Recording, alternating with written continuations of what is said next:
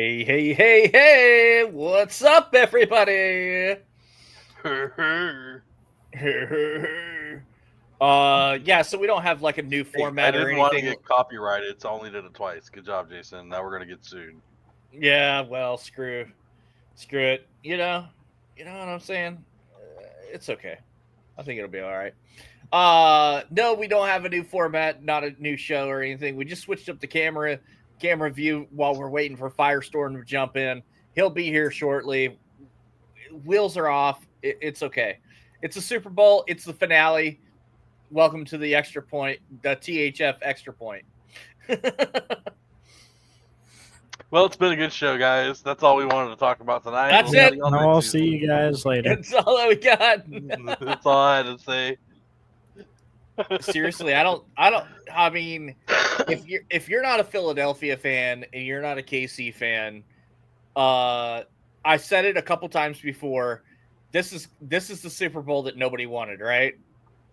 Like one of the worst fan bases on the planet versus the fan base that has easily the most like fatigue as far as NFL fans are concerned.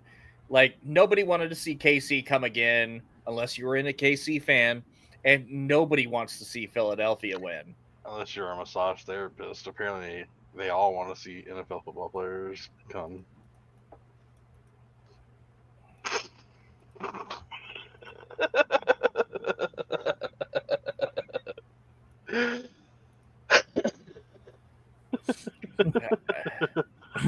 And we just got banned on YouTube. Oh Taylor Swift got booed. Dude, yeah, that was actually hilarious. That was pretty funny to add on to the already losing Chiefs game. Yeah, that was pretty fucking funny. That was early. I think that was before the game even started. They popped her up on the jumbotron, and I Nobody think wanted to see that shit. Yeah, I think she even said was like, "Are there boos for me or like what's going on or something?" I can't remember what. Oh yeah, that's what she said. Is what's going on? You know, they kind of read the lips, whatever, and she didn't. She was like, not sure what was happening, but to be fair. To be fair, I know a lot of people, you know, not to get political or anything like that. A lot of people, there are definitely a certain segment of the population that doesn't like Taylor Swift and her boyfriend Travis Kelce for certain beliefs or certain celebrity endorsements that they have pursued, etc. But I do have to say, I believe a lot of the boos probably come from the fact that she used to be a Philadelphia Eagles fan until she started dating Travis Kelce. And then all of a sudden she got uber into football, and all of a sudden she's a Chiefs fan. So there's probably a big.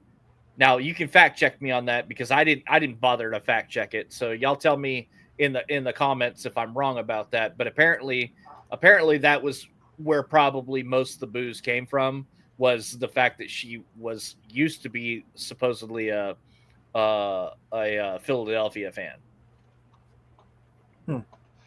But she's also a mega hater. So that, yeah. So that I was gonna say, not to get like political, but it was pretty hilarious that apparently President Trump called her out for getting booed.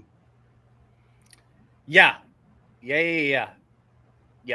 Trump called her out for being booed.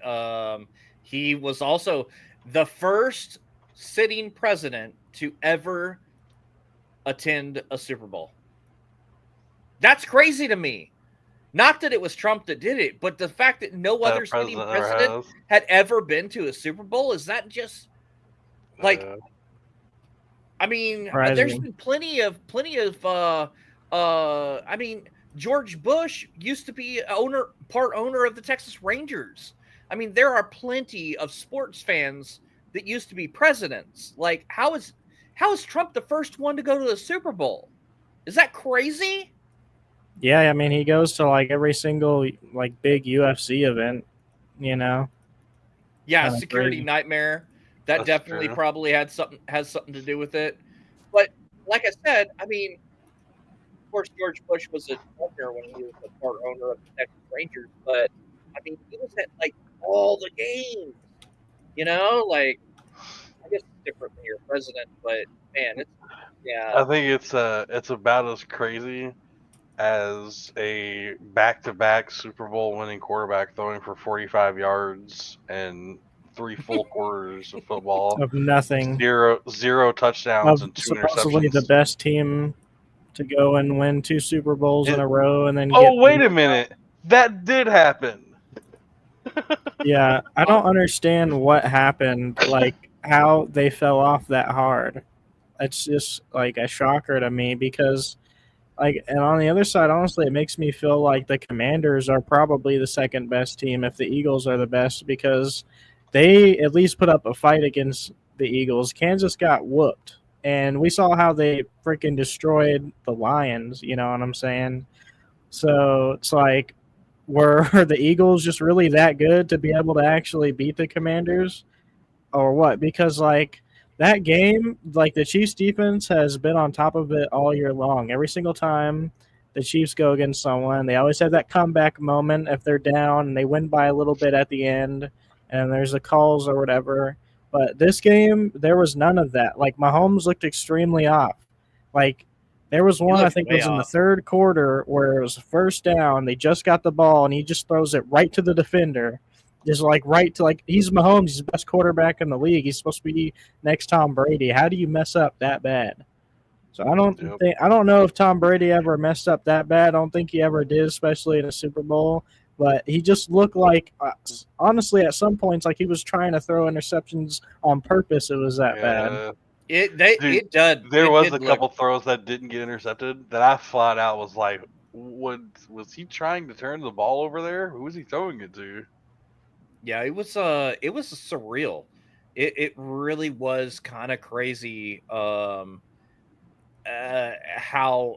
different this Super Bowl was than a lot of expectations. I mean, let's be honest. I mean, Kansas City hasn't had the greatest year that they've ever had. They did win a lot of games by a very small margin.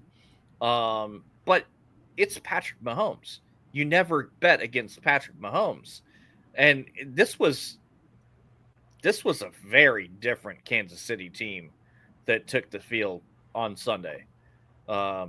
This was very weird. Very weird. All I'll say is, listen, okay, guys. Oh, hang on. Oh, it was right here. There we go. There he is. There he is. I made it. It took me a minute, but I made it. All right, I'm here. He had to prepare his concession speech. Get me up to speed really quickly. I'd like to know what I missed in the. We just started talking about it. Nothing. NFL we're still in the disbelief phase of Kansas City just not showing up at all for this game. That's what I was about to say, guys. This is, and I'm just gonna say, guys, this is the reason why Kansas City didn't show up. Right? I figure it's pretty obvious. All you guys should already know this, even if you didn't realize it. But you're welcome, because it was 100% me. I am the entire reason Kansas City lost. You can all thank me. All the people that didn't want the 3P, all you Philly fans that got your Super Bowl, you're welcome. Because what did I say last podcast? I actually wanted Philly to win because I didn't want the 3P. So I was going to root and pick KC to win. I picked KC to win this game because every playoff pick I did was wrong. So I figured if I picked KC to win, they'd lose. I placed 2 bets for the Super Bowl. I parlayed a Kansas City money line win and a Saquon Barkley touchdown. And then I got a bonus bet from that parlay, and I bet $10 on a Saquon Barkley touchdown. 2 of them. So 2 separate Saquon bets. Guess what things didn't happen? None of that. None of those things happened. So that just kind of sums up betting for the 2024 season. So Brian, unfortunately, you only get 50% credit. I get the other 50%. Because clearly something didn't work. But yeah, guys, what a game. Or not. It was boring. That was 3 It was- quarters of boringness. Unless you were a that Philly was- fan. If That you was were the a Philly biggest fan, thing you that you loved missed, it. dude. Was as soon as the podcast started, Wakko introduced us, and we were ready to end it because that was about all we needed to talk about. There wasn't a lot to talk about. Yeah, Kansas so City didn't show up. The Eagles' defense did. the Eagles' Dude. main problem throughout the entire season has been they've been very reliant on Saquon, which is fine because he's really good, but Jalen Hurts has been off in the passing. He hasn't been connecting with A.J. Brown all year. And then they hit the Super Bowl, and it's just nothing but crazy passes. Like they didn't even need Saquon. And the Chiefs' Yeah. defense just falls off the earth. Like it's I don't know, insane to me because the defense and the offense. And you missed this, Ray. I was just saying earlier, it looked like Mahomes was throwing so bad. It looked like he was throwing interceptions on purpose. It was so bad. Yeah, so like everybody looked off. Here's my analysis from that as someone whose team is the bottom of the league right now, on both sides of the football. You're a Cowboys fan? Unfortunately, this last season, my team was worse than yours. It's not going to be the case this year, but Philadelphia's pass rush was ferocious, absolutely explosive. It's unlike anything Patrick Mahomes has had to face in the last 2 or 3 seasons. No other pass rush has exploded like the Eagles did the other night. It was unstoppable. There's nowhere for him to. He got one of those goofy ass scrambles at one point, but that's all. He got sacked 6 times or 7 times. And that's wild. And in that game, they pointed out in the fourth quarter with like 5 minutes left that they did not one single time. The Eagles did not ever blitz. They didn't brought blitz them 4 one. They men didn't need to. all. Yeah. They did all that to Patrick 4 people. All the national commentary leading up was, "Oh, Vic Fangio defenses are 0-8 against Mahomes. Mahomes is 8-0. This is a surefire way that the Chiefs are going to win. There's no way the Eagles are ready for this." People forget the Eagles' defense is good. It's been good. We got so caught up in the bias early in the season where they had a shit start. They were really, really dog ass until the bye. Then they came out of the bye and they went crazy. We were all riding high on Detroit. We were all riding high in Minnesota. Even going into the playoffs, all the talk was Detroit, Minnesota, Rams. Nobody really focused on the Eagles in the NFC at all. Never mind in the East. Everyone was in the East. It was all the focus was on Washington. It was so bad early in the season. Like by week 5, we were talking about whether Sirianni was going to have a job and whether it was going to be Vrabel or Belichick to replace him. Well, I mean, last year they turned out to be frauds, and I think a lot of people thought, okay, well they got Saquon, they're doing a little better, but they're still frauds, and I think a lot of people got caught. I know I did. I did. I got caught up in the Eagles are just frauds. They're not going to be much of anything. I really didn't even take them seriously when they beat Washington. Like I still thought the KC was going to beat the pants off of them. I thought that the one, and I said it during the stream that I had hours before Super Bowl kicked off, doing the Super Bowl squares. I even said if KC can stop Saquon, they win this game easily. And what did they do? That's the one thing. That's the one thing they did. Well, so they stopped him on the ground, but he was receiving just fine. All of a sudden, the receivers are good. What happened? They've been a non-topic all season. Even when they were doing well going into the playoffs, AJ Brown reading on the sideline, which I guess he does that normally, but it really got highlighted. It was to the point where we were talking, and I'm still hopeful of this. I'm still crossing my fingers. We were talking about AJ Brown's going to shoot his way out of town. He's not getting any action in these games. What is he doing there? I still want him to come to the Patriots. He and Mike Vrabel love each other. It would be a great fit. We need a receiver, but he just went crazy in the Super Bowl. So I don't really see that happening. Hang on, go crazy. That's way too much. He had 3 catches for 43 yards and a touchdown. Okay, and a touchdown. Yeah, so but he didn't go crazy, but compared he to the didn't- rest of the season, that's better than he's and had. at least to be Devontae fair, Smith. Devontae Smith Smith led the wide receiver core with 4 catches in Right. 69 Yeah. times. Like, I was gonna say, to be fair, Right, AJ Brown I'm just saying only... it all season, even in the NFC Championship, it was all the ground game. It was Saquon and Hurts and the tush push. That was the name of the game. They did a lot with Saquon. It just didn't go anywhere.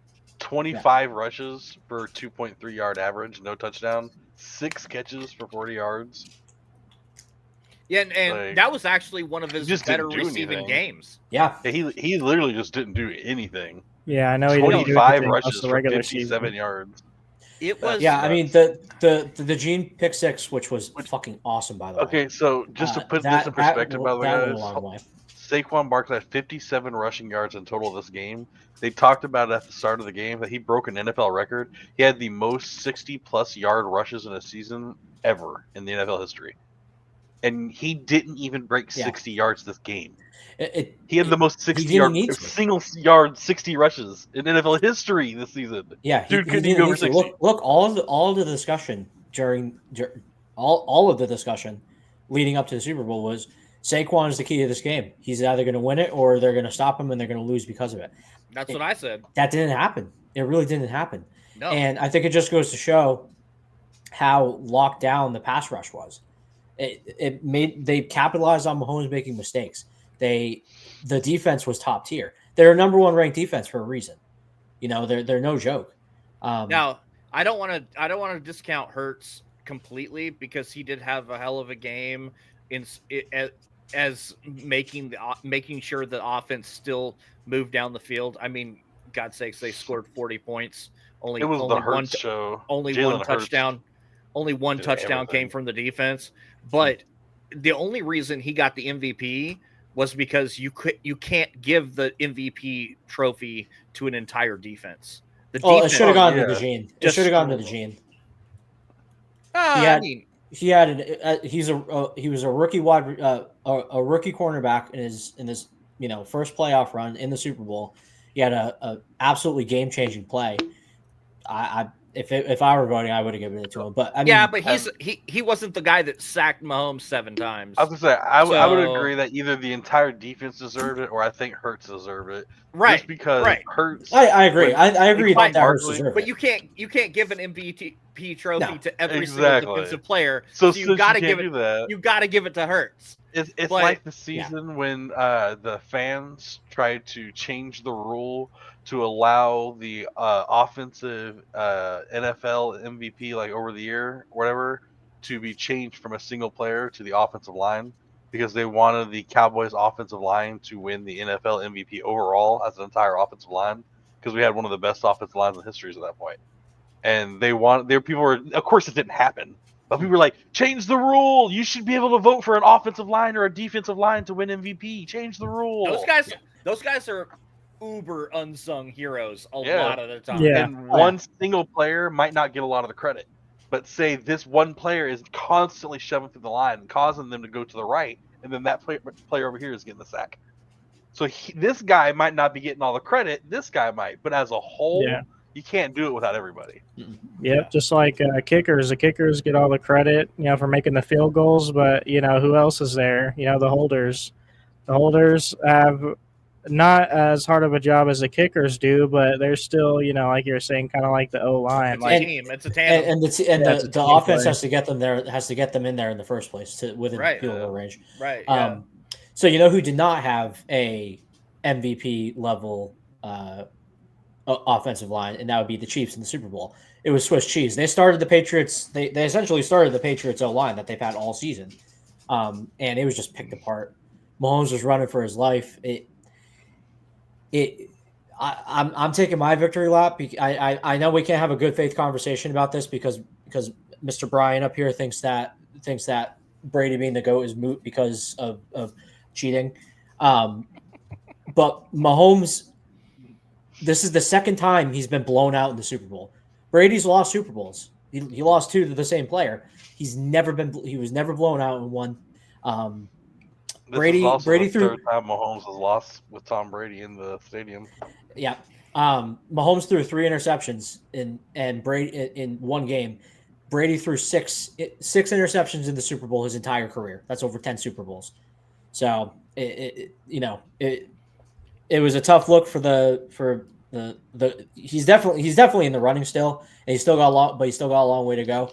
But people are saying, oh, he's the GOAT already. Not the case. Sorry. To that point though, let's look at both sides. Mahomes has gotten to a 3-2 Super Bowl record faster than Brady did. But Brady also was at a 3-2 record at one point in his career, because he won 3 early in his career and then had 2 losses later. 2 losses, right? So, but yeah, I mean, it's way too early to call Mahomes the GOAT, not just because he lost the Super Bowl, because like I just said, TB12 was also 3-2 in the Super Bowl, and he didn't get to 5 Super Bowls as quick as Mahomes did. So, but it's way too early because you got to at least put some years under Mahomes. Right. Tom Brady had a very, very long career. That's been one of my biggest defense arguments of Brady versus Mahomes is, first of all, the head-to-head against each other. I mean, Mahomes is 0-3 against Brady now. But the other biggest thing is the longevity. And yeah. Unfortunately, Mahomes is at a disadvantage here because of the style of his game. Even with Brady got the benefit on the back end of his career in the second half of the dynasty, where they started protecting quarterbacks more. Mahomes has kind of grown up in the league through that, but he's still a very physically, as an athlete, he's better than Brady without a doubt. Talent wise, he does more he can do more with his legs than Brady ever did. But because of that, there is that wear and tear factor. Mahomes is 29, I believe, right? There's no way he's doing it for another 15, 16 years. I mean, think about this, man. Think about if Troy Aikman was drafted, the exact same player, exact same play style, just as good, just as talented, but he was drafted in 2020 to the Dallas Cowboys. Imagine how much longer Troy Aikman would probably be able to play, and how many less concussions and injuries he would have. You know what I mean? Like, who knows what could have been with some of those players, those old school players that were made. Dan Marino. You think Dan Marino might have been able to win a Super Bowl if he had a little bit more protection, a little bit more safety, didn't have to worry so much about getting injured and getting hurt and all those things happening to him? Like, that was I saw a video actually that keeps freaking going around right now, and it was like the good old days of football, and it's back when you could still hit people in football. Right. And God, some of those hits, woo! Yeah. They happen to Knock your quarterbacks. helmet off Because it. if you were a legal player, you could hit him however the hell you want to, yeah, man. It's sure. legal. Hit him. Knock them out, dude. They should have given themselves up. They didn't want to get hit. Yeah, man. Some of those quarterbacks. That's some serious Brady himself has been saying that recently. Mm-hmm. He's saying the late slides are cheap. He's done it. He's done it in the past. He got that big hit against Buffalo where everyone thought he died on the field and he got right back up. He said, "Yeah, I slid late. I deserve that hit." It's just one of those things where. We were talking about that in early in the season with the. With the Trevor Lawrence, the one that he got basically decapitated. Yeah, and words are hard. Brady came out immediately in defense of the defenseman, and he's like, something's got to give with these rules. Yeah, and we talked about that. As a whole, the practice should probably change, but that particular hit was a tough hit to defend. But I just want to pivot really quickly while we're on the topic of great quarterbacks. So Jalen Hurts joined a unique club, and it is a very small club of quarterbacks who have beaten Patrick Mahomes in the playoffs, and that's Tom Brady, Joe Burrow, Jalen Hurts. So obviously Brady is on a level of his own. I want to kind of compare Hurts and Burrow now. Burrow's been there, hasn't won it. Hurts has been to 2, he's won 1. Where do we rank those two against each other? And let's not forget that he lost to Patrick Mahomes, the one that he lost. Right. So, but I want to compare and contrast not Mahomes, Burrow to Hurts right now. because we talked about, I believe, last episode, who's the best quarterback in football right now who hasn't won a Super Bowl, who may not win a Super Bowl, and Burrow was on that list. So what do we think of the two compared to each other now? Burrow obviously, is the better. Obviously, they're different players, and they have. I much still different think Burrow's styles. the better quarterback. Yeah, I agree. Burrow's the better quarterback overall. I would say, and this is no knock to Jalen Hurts because he's a good quarterback. He is, but I would say the Super Bowl for me watching that was almost more of a fluke for Jalen Hurts than I expected. I expected Jalen Hurts to go out there and play kind of like he has all season. Okay, not bad, but rely heavily on the run game. And instead, Jalen Hurts went out there and killed it in the pass game, killed it in the run game. Like Jalen Hurts went out there and played like you would have expected Patrick Mahomes to. That's the thing. That's the funny part is we expected both quarterbacks to play the way they've been playing. Where Mahomes has been, he did not have a great season by any means. He didn't have a great season by any means, but he was winning these games. And he went in there. They flipped how they looked. I expected Jalen Hurts to go out there and play like Patrick Mahomes, and Patrick Mahomes to go out there and play like Jalen Hurts, and instead they flipped it. Yeah. I still kind of. Did anybody else get, especially like looking back at the game, did you get the feeling that Hurts kind of took the game on his own, like on his own shoulders? I mean, he outran Saquon Barkley in this game. Yeah. Is that because he kind of wanted to prove to people that he didn't need Saquon to win? Like, this is on the biggest stage. I think he just was killing it. Yeah, I think he just had to capitalize on what he had available to him, and that was that they were shutting down. They were shutting down Saquon. And I will say this, okay? He got 72 yards in there. I don't know exactly what it was, but I know he had like at least a 15 or 20 yard rushing play one time. So if you just take that, say it was even 15 yards, if you take that one chunk 15-yard play out, then he's got less rushing yards than Saquon Barkley. So I mean, he did do good. Like I said, don't get me wrong, he had a lot of yards rushing. He got his tush push. He gets his touchdowns. He was passing. He did a lot better than I expected. But yeah, he got his stats padded just a little bit with that long run. Well, he played a very good game. All things considered, he only made that one real. He only made that one real mistake.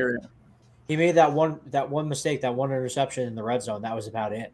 Other than that, the Hail Mary, dude, that was on point. Yeah, he looked great in that game. I didn't expect. That's what I would expect from Patrick Mahomes. So the crazy thing to me was that actually the best pass of the night came from Patrick Mahomes to Worthy for that one touchdown. Yeah, I mean, it was garbage time though. That's the thing. It doesn't. Like 30 seconds left in the third. Was that one? They were already down by 30 plus points. It was the first. It was the first touchdown of the game. Yeah. For Kansas City. There's like 30 seconds left in the third. They might have. I guess you can call that garbage time. Yeah. But don't quote me, but I think Philly already had their backups in. That's the only reason. No, that's what I'm saying. No, they didn't. Sure. They did. But they were. Both teams were still playing under. It was 30 plus, but it might have been 40 at that point when you could tell the Eagles stopped giving a shit by fourth quarter. You can watch. They're dropping into coverage. It's not they weren't bomb rushing Mahomes as much as they were. So he can strain the ball out. He can throw it. That's why he still put up 20 plus points, because it didn't matter. It really didn't matter. Towards the end, definitely. Right. Yeah. For sure. So I don't mean garbage sense in like the time itself of the game, but in the sense where they were already down by 30 plus points. I mean, because they didn't matter. Yeah, they scored 16 of their 22 points in the fourth quarter. Yes. That first touchdown, though, was in the third, I believe. Yeah, it was. It was the third, and that was the one that was kind of like, damn, like. Yeah. Oh, it was a good throw. And Worthy's a good receiver. Don't get me wrong. Right, but unfortunately, it didn't matter. At that point, it didn't matter. It didn't matter. And I made this comment in the Discord going into halftime. I said, look, it's only 17 points. This game is far from over. If at that, I think there was 5 minutes left in the quarter, and they still had the 2-minute warning and 2 timeouts. I said, look, if Mahomes is going to get the ball back, if he scores here, he gets the ball coming into the half, he scores again, all of a sudden it's a 3-point game. Obviously, that didn't happen, and it was a blowout before the second half even started. I actually said the same thing to the folks we were watching the game with too. I was like, look, they get the ball back on the second half. All they got to do is, and they made that stop too. I don't know if you remember when you put that in the Discord or not, but they actually made that stop. Yeah, but they didn't capitalize on it. Nope. They didn't score, so it was a moot point. But they made the stop that they needed to. They just couldn't move the offense. That the Philly defense again. MVP of the game, honestly. And that pass rush, man, it's just unbelievable. And looking at how I think all of us here and Dabs, if he's watching as well, all of our teams are so far from what the Eagles are right now, talent wise, and at least what they were that one game. Well, their defense has been good all through the playoffs. Yeah, and it was good for the rest of the season too. Okay, so I was gonna say, I want to know real fast that apparently too, I didn't even know this, but apparently Jalen Hurts is he is the opposite of Dak Prescott. He's a trash regular season player apparently, and he is a Super Bowl phenom. This dude, listen to this. Some of these are crazy. Okay, so these are some of the stats from Jalen Hurts, his records that he broke after that Super Bowl. He is apparently he has the most total touchdowns for any quarterback in Super Bowl history. In their first 2 Super Bowl games, 7. He's the 6th player all time with 3+ total touchdowns in multiple Super Bowls. He's the 2nd quarterback ever to have a 70% completion rating with more than 3 touchdowns in multiple Super Bowls. The only other is Tom Brady. The most rushing yards by a quarterback in Super Bowl history, 72, breaking his own record of 70 from his last Super Bowl. So now he is the number 1 and number 2 most rushing yards in Super Bowl history. 4th quarterback to win a Super Bowl after losing their first Super Bowl. He is the first quarterback to win a Super Bowl that was drafted after Patrick Mahomes that wasn't Patrick Mahomes. No quarterback drafted after Patrick Mahomes has won a Super Bowl yet until now. Dude, 3rd quarterback to start and win in a college football national championship and a Super Bowl. The only other 2, Joe Montana and Joe Namath. Dude, those are some records right there. Yeah. Like, dude, Jalen Hurts, I didn't know that. That dude is apparently a Super Bowl phenom. Regular season, he don't show up. Super Bowl, clock in. Like, dude. Yeah, and people forget. Even the Super Bowl he lost to the Chiefs a couple of years ago, he still had a really good game. Like, it was a close game, and when it came down to an overtime, Mahomes being Mahomes. Both of Mahomes' recent losses hasn't come down to that. He hasn't gone head to head with somebody into overtime and lost in overtime. So before it was like got blown the Bengals were the Chiefs' weakness. Is that the Eagles now? Right. It's tough to say. Are they the secret, or are they just that good? I want to see the Bengals come do it again. I think the Bengals really could, especially if they improve on their defense, because I feel like every single year everyone's saying how good the Bengals look, and they just don't do anything with it. Offense awful. Always looks great. Awful. But the defense is awful, like historically bad this season. That was this season to a freaking fault with the Bengals, man. That's what I was saying. Joe Burrow, he was one of the best quarterbacks in the NFL like this season, but that dude wouldn't. Well, I mean, not like obviously there was better, but one of the best. But what are you going to do when you go out there and put up 45 points on offense and your defense lets in 55? What are you going to do when you go out there? Didn't they average like 35, 45 or some 40 points or something this season? And they fucking sucked because their defense averaged even more. Yeah. Like, dude, come on. Oh, a random alarm going off. Here we go. Yeah, sucks. Yeah. So what was that about? So I saw this clip. I don't know if you guys saw the same one. I'm pretty sure I posted it. Mahomes, after the brutal loss, was dapping up everybody, and Samaje Perine gets up to, give him an old good handshake and a hug, and Mahomes just ignores him, sees him, but doesn't turn around to, dap him up or anything, just walks away, and Piran just kind of stands there awkwardly. Yeah, I got skipped. Nah, I don't know. Yeah, that was weird. Yeah. It was weird. I'd love to know more about the context. I couldn't tell enough from the clip that you showed.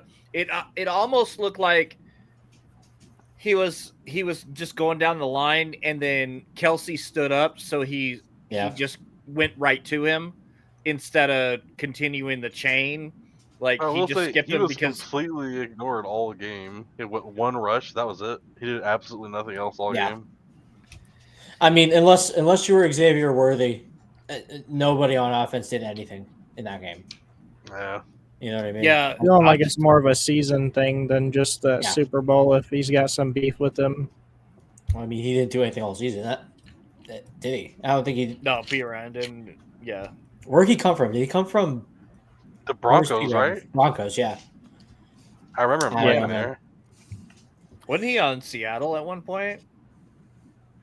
Like he's been a lot of places. Oh yeah, he gets traded around a lot because he's not that good, but he's good in the receiving game. So teams tend to pick him up because, hey, what do you know? You can maybe they hope they can use it for something. He's like Antonio Gibson on the Patriots. He was really good, but he's just not sustainable, not reliable. But I don't know, man. Do we want to talk about, before I start info dumping and dropping on the numbers, do we want to talk about the first two calls of the game that were absolutely dog-ass horrendous? I mean, the two that canceled each other out, basically. Right. and then all of a sudden, it was like a relatively uneventful game in terms of penalties. Dude, I love that. Does the show become THF extra innings? I'm so down. I would be so down to pivot to baseball. I'll tell you what. No shit about baseball. Y'all pivot to baseball, but it's just going to be like, Navy's gone. It'd be just me and you, Ray. I'll get you new in on the betting, and we'll be. Yeah, there right? we go. Wait, special guest for the last 20 minutes of our episode to talk about the betting. Honestly, it would be me and you, but you would be doing most of the talking because there's too many damn baseball games. I can't even keep up with my own team. I made my baseball. I love baseball. That's baseball. I love football. Don't get me wrong, but baseball's my sport. For me, it goes baseball, football, basketball, hockey. See, I'm UFC hockey, would be sick. football. UFC, I could do that. Which we do have to talk some. We do have to talk some basketball tonight, but we'll save that for a little later. We will. I already planned on bringing it up during the. We do have to talk some basketball tonight, buddy. It's my extra point. I'm kind of in love with it right now. It needs to be a whole segment. We need to talk. We need to go more in depth than an extra point on this one. There's a lot going on here. Hockey season. Just so you know, Marcus, started the same time basketball season started. It always does. So shut your mouth. Yeah, rip Luca. You spelled it wrong, but we'll get to that. We'll get to that. We have more football to talk about. You just guys calm down, okay? We got more football talk here. Oh, are we back on football? Sorry. Brian's back in the conversation. Did you check out? Bro tuned out.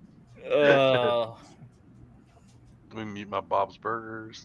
Look, we just need some help here in Dallas, okay? Please. Where's this? Cue the Sarah McLachlan song, please. I mean, we need help here in Dallas, please. If it's not the Cowboys, Jerry Jones to get out. Jerry Jones, Nico Harrison, get the fuck out. I'm telling you, I really do think, I said this a little bit in the Discord, and I really think it's true.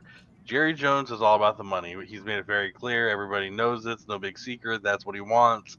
We're the most profitable team in any sports at all right now. We have been for years. He wants that money. He makes that money. So as Cowboy fans, over the years now, we have become more and more used to this same crap. And we are just getting sick and tired of it. So I would not be surprised if, in say less than 5 years, Jerry Jones steps down as the GM or owner or whatever of the team. I could see him stepping down. I would be. You got a better chance of him dying. I was gonna say, because say in 3 years, all of a sudden the Cowboys go from the most profitable team in sports history to all the way down to like number 250.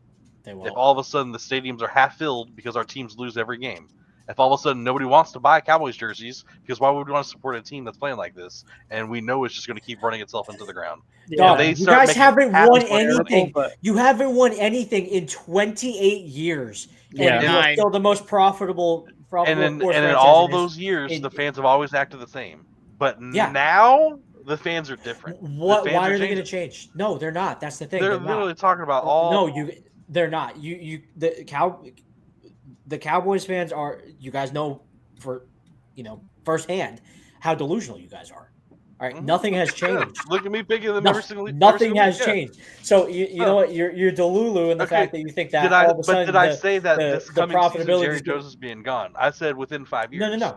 If this year the Cowboys start losing, hasn't out, happened then in next year 20 it years. I don't happens think again, it's gonna happen and in then the 5 year years. after that it happens again, and then the year after that it Stranger happens things. again. I mean, I also can didn't see think Jerry stepping down. I didn't think the Eagles were going to win the Super Bowl, but Yeah. And if the Cowboys stop making money, But Jerry's dude, not going to want to keep running. I said this to you guys last week. I said, look, you guys should really want unfortunately this year you should want the Eagles to win because it shows Jerry that oh look, our division rival, our all-time division rival is winning a Super Bowl.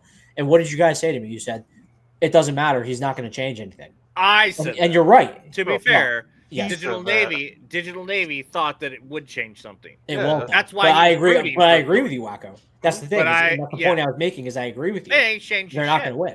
That's kind of why. That's sort of why I was. I think if we was stop rooting for making the money, Bills. it'll start happening. But, But we're And not- I don't think we're going to yeah, be you're not making gonna nearly as stop much making money. We're It not gonna sounds stop making terrible, money. but the only way Yeah. that we do anything, the only way we win a Super Bowl is if Jerry dies. That's really it.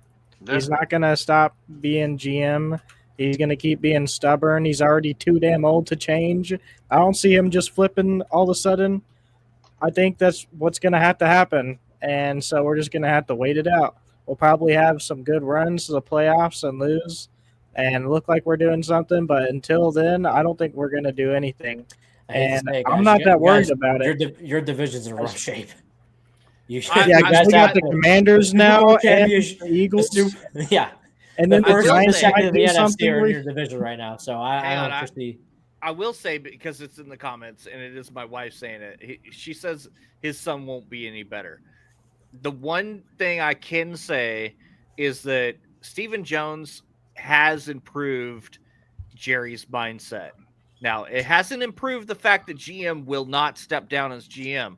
Jerry will always be GM as long as he's alive. He said that in interviews as recently as like 3 weeks ago. But I will say, Stephen Jones did not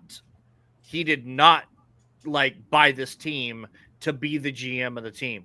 I think Stephen Jones may not take the role of GM once he takes over the team, and if he does, he might not take it for long.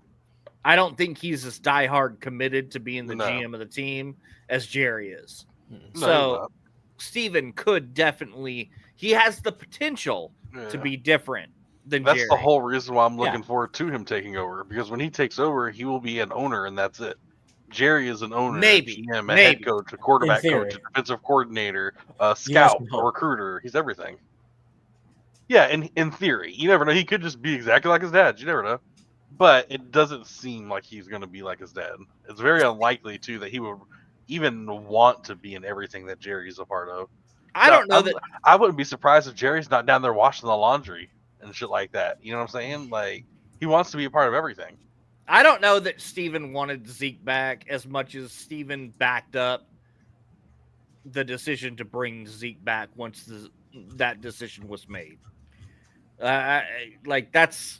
It's kind of hard to say that Steven wanted Zeke back. That's kind of, I don't know. That's presumptive. I think it Yeah, might have she's been making, playing to the fans a little bit, and as an attempt to distract from the fact that they couldn't afford Derrick Henry. Yeah. They're like, oh, Zeke is familiar. He's a Cowboy for life now. I mean, look, that's one of the things, every time Then he left had a before the good season game, even ended. every time he did something good in New England, it's like, damn, Zeke did something. Why did we give this guy up again? And he was the easy choice to bring back when nothing else happened in free agency. They were like, you know what? At least we can buy some fans by bringing a freaking hometown hero back home, and that's what it was. They thought it would play better than it did, and it failed. It failed. Yep. The worst exactly run. what he's done all his entire life. Yeah. He got drafted in the first 4 years. He was one of the best running backs in the NFL. Then he got a big contract. There was a graft for it. And then he got his big contract, and literally since that year, every single year of his NFL career, he's done worse and worse and worse and worse and worse for his running. I think Pollard's first season, I think Zeke went 3rd overall in my league, and I was like, what the fuck? That's crazy. And obviously, it was crazy because then Pollard became Pollard. But by the way, Tony Pollard was a 4th round draft pick. Cowboys know how to draft sometimes. They just Zeke was highly regarded as a really good. I mean, he was one of the best in the league. But running backs, man, they just have such a short shelf life. There's nothing you can do about it. It's tough. I mean, his 3 of the first 4 years he was in the league, he was the running back. He was the leading the league in rush. But I mean, in one of those leagues or one of those years, I think he was suspended for a couple games. So, I mean, he was a beast at first. Fell off real quick though. Yeah, that's just the nature of. That's the nature of running backs. Look at Leonard Fournette. Leonard Fournette's one of my favorite examples of this. The dude was, I mean, a lot of it had to do with Brady, but the dude was nails in playoff Lenny. He had a crazy good playoff year. And then the next season he had the best running back, the best regular season of his career. And then after that, he was basically relinquished, nowhere to be found. He ended up on the practice squad for Buffalo, and he hasn't been there since. Well, I mean, hell, you can go back to the Tony Romo era in Dallas. DeMarco Murray, he was a rushing champion 1 year. He was worthless after he went to Philadelphia. He wasn't that great before the year he got held the rushing title in Dallas. That's just running backs, man. That's tough. Just had that one stellar year right before he became a free agent. Most of the time, the only reason that ever happens, and I feel like running backs don't see it this way because they don't want to see themselves as a one and done. But I would say probably 70-80% of the time that happens is because these running backs that have this happen to them, they've been to nobody. Nobody knows who they are. So the defense isn't planning their defense based on this running. They're not playing them like they had a Christian McCaffrey on their team. You know what I'm saying? They're going out there like it's a nobody. Because who the hell knew 4th round draft pick Tony Pollard, the backup to Ezekiel Elliott? Why would we defend it hard against him? Right. But then all of a sudden, he goes out there and he's actually a good runner. You have to defend him. So when you don't, he drops 20 or 30-yard rushes on you. I know. Yeah, and when that's how it realized. went in. Tampa's a good example of this. You had, Leonard Fournette was really good, and then Rashad White started taking over for him.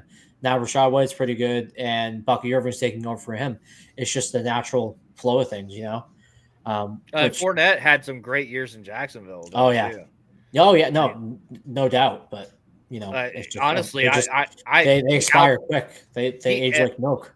He outperformed himself a little bit in Tampa Bay because I thought he was done before he went there.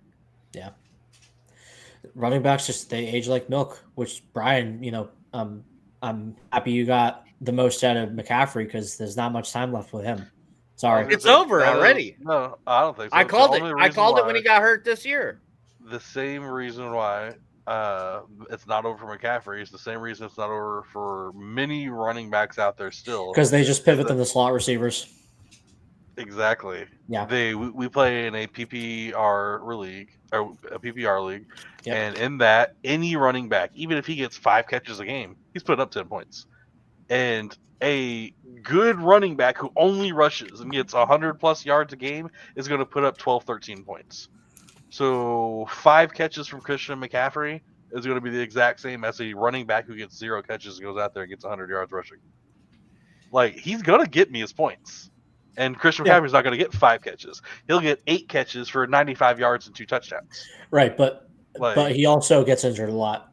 Exactly. That's the part that's bad about it. He does get that's into more it, so. and that's more so what I mean. Like, yeah, they'll pivot him to a slot receiver, but still. But that's why running backs like, say, Brees Hall. Brees Hall, I think, is going to kill it for a long time because he can be a receiving back. People like that. A good running back who can also catch the ball. Bijan Robinson. If he has Bijan Robinson, if he has a talented quarterback to throw it to, those are the running backs who I'm still waiting for y'all to name a running back that's been killing it. I mean, when they're active, Brees Hall. Yeah, they were getting some points, man. When they have a good quarterback throwing to them and they can make the catches. But that's the thing is, I feel like a running back who can catch the ball over just running the ball is going to be much more valuable in keeping around for years. Wakko, this conversation is in the context of Saquon and Derrick Henry are up here, and then we're talking about the rest of the normal people that are down. Oh yeah. These guys. Yeah. Okay. These guys are on a level of their own. Take away the two superstar freaking years, these guys, and Derrick Henry. Then these guys are killing it. Well, yeah. Okay. Name the last time though we've had rushing years like Saquon Barkley and Derrick Henry have had this year. What do you say about Jahmyr Gibbs and David Montgomery then? Like, okay, actually, which one are they? Are they closer to Brees Hall? When is the last time? Are they closer to Derrick Henry? When is the last time Jahmyr Gibbs or Montgomery, Saquon Barkley, and Derrick Henry have had a year like they are having this year? This year, there's running backs ran this year. The wide receivers were all super down for the most part. Think about, but that doesn't take away Jahmyr from the Gibbs and David Montgomery being on the same team. Had individually better rushing years and running back seasons than most other running backs in the league, like number one running backs on their team. There was two. They were 1A, 1B, and they had record-setting seasons, insane seasons. That's what I was saying. Take out the record-setting from all these insane freaking running backs we had this year. But I mean, the receiving backs still got their points. They still got their catches. They still got their yards, their touchdowns. They still did their shit. Like, that's my whole point.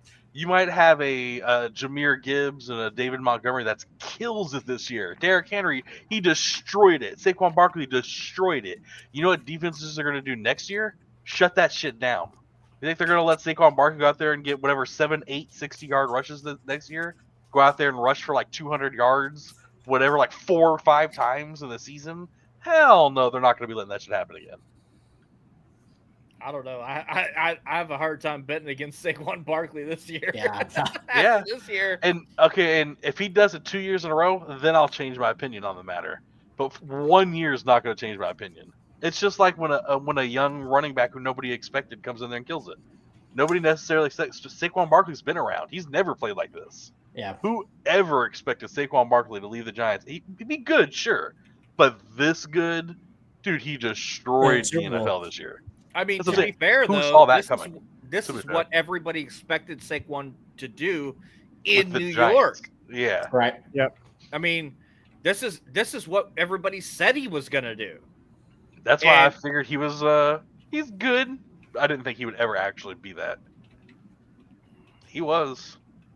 Goes and wins a Super Bowl first year If he does it twice in a year, that's different. Now he's made a point. Show me it's not a fluke. Yeah, I mean, unless Philadelphia has some free agents come up on the offensive line this year, I don't see any reason to think that Saquon won't do that again next year. No, I think if anyone's going to slow down, it's Derrick Henry, just because of his age. Yeah, but we said that last season too. 1,000%, the number one draft in every fantasy football redraft league next year will be Saquon Barkley. Oh, it should be. Oh yeah, 100%. I don't know who has Saquon Barkley in our league, but I will flat out trade you CMC for Saquon Barkley. If it's not look, if it's not Saquon, it should be Jamar Chase. But it's going to be one of those two guys. But I think most people in PPR leagues, I feel like Jamar Chase should almost be drafted first overall over Saquon. Oh, I agree. But in a regular, half PPR or no PPR, no one should be taken before Saquon. Mm-hmm. Nope. It doesn't make sense. I mean, to be fair though, the running backs in fantasy are often overvalued because they just Again, they're Well, they're hit or miss. it's kind of They a make or break a team. catch-22 because overvalue, undervalue. Because here's the problem: there's a lot of running backs that are taken above wide receivers that will eventually score more points, but the depth at that position is valuable, Right. because there is so much less depth for pure, like, both sides of the ball running backs. Most you know? teams have 2 wide receivers. Not a lot of teams have 2 running backs. So that automatically takes out that decreases the amount of running backs available for in 12-man league. You have 32 teams. There's only 32 starters. Right.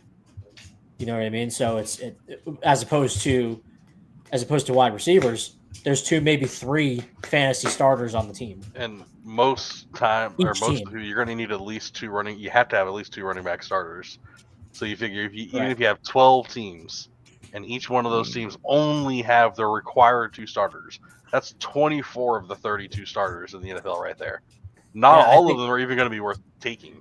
Do you really want, like, I mean, I took him, but like Rico Dowdle, I was stuck with him. But you really want a Rico Dowdle as your fucking starting running back? Well, you guys, other than Janu, are older in the sense where you're old, and you've been playing fantasy football a long time. Have you guys ever seen handcuffs getting picked up as quickly and as frequently as they were this season? Like I think it was especially focused on in San Francisco because they just kept going through. They went through running backs like they just kept dropping like flies. So like the Raiders go through head coaches. Yeah, week in, week out. Jordan Mason is the number 1 waiver pickup, and then after that, it's the next guy. Like, have you guys seen that in previous years where, backups are getting drafted, they're getting high waiver picks? It's all situation. It just depends on how much you're paying attention.